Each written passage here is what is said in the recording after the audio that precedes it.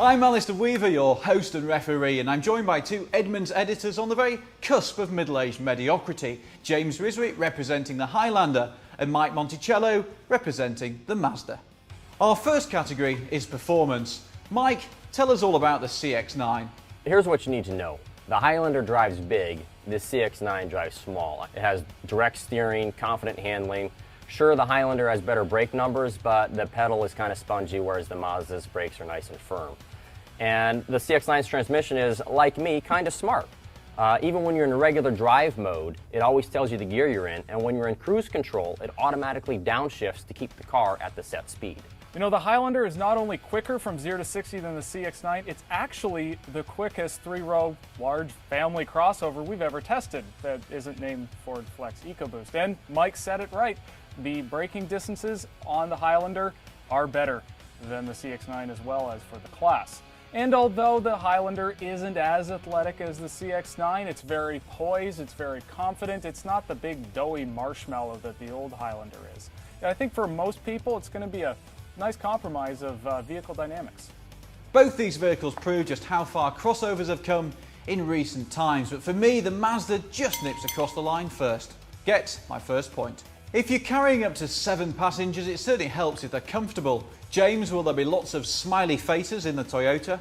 Absolutely. You know, the Highlander is isolating, it's comfy without being, overly floaty. It is still composed, and I would say that the CX-9, especially when you have those big 20-inch wheels, can be a little borderline harsh. Now, the interior of the Highlander is incredibly quiet. And despite that fact, it actually has a neat feature inside of it where it has a microphone that it picks your voice up and sends it to the back to the screaming children.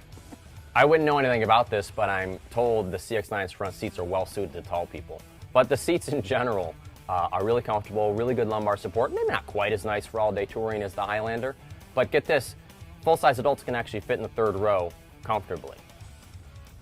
And the one area that the CX-9 does come up short, the ride is on the firm side. So it's a tough call, this one, but for its marginally better ride quality, the Toyota gets my vote.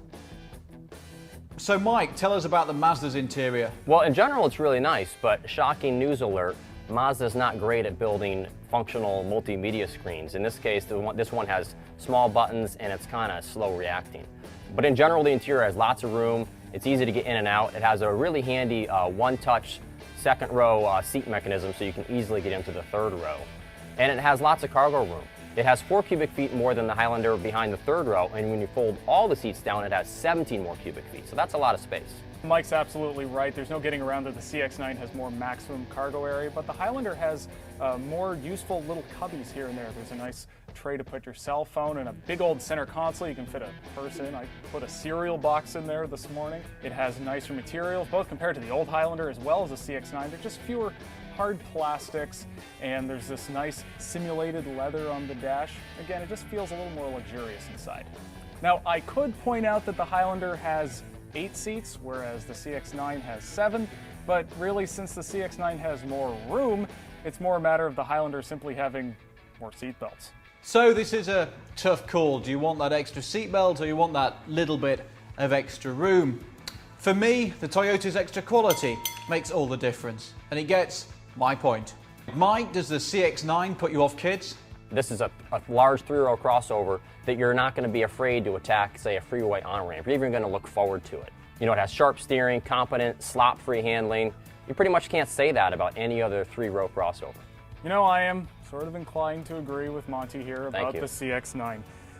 But I would at least point out that the Highlander is night and day better than the old squishy pillow it replaces. And in general, it's just a nice, well-rounded vehicle. You know, it isn't sporty, but it also it's engaging enough. It is confident enough. And I think for a lot of people, it's going to strike the right balance. Let's be honest about it. If you're making like Jeff Gordon in either of these vehicles, you're going to be met from moans from the back seat or even by vomit. But for those rare days when you are alone, the Mazda is the better drive. Get my point. So going into the final round, we're tied and it's all to play for.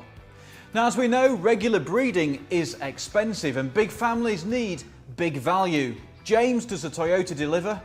Well, you know, the Highlander is a bit more expensive than the CX-9, but you do get more standard equipment, including a standard rear view camera and automatic headlights. Otherwise, equipment is similar, but there is more high-tech safety equipment available on the Highlander, as well as it does have better crash scores. In terms of fuel economy, the Highlander gets 2 miles per gallon better, V6 to V6. Now, there is a 4-cylinder available, but it gets basically the same fuel economy as the V6, so why would you ever bother with that? And if we're going to expand the range, the Highlander is available in a hybrid.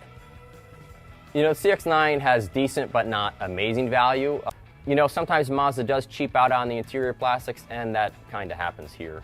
Unfortunately, the real-world fuel economy for the CX-9 was a bit dismal. We got 5 mpg less on our standard evaluation loop than we did versus the Highlander, so that was kind of a bummer, and I think I just killed myself on this. Yep, I think I might have won this one. Mike, that's terrible. So it means that unless you have a passion for gas stations, there's only one winner here, and that's the Toyota. So overall, the Toyota has 3 points, the Mazda has 2, and the Highlander wins our competition. Well done, James.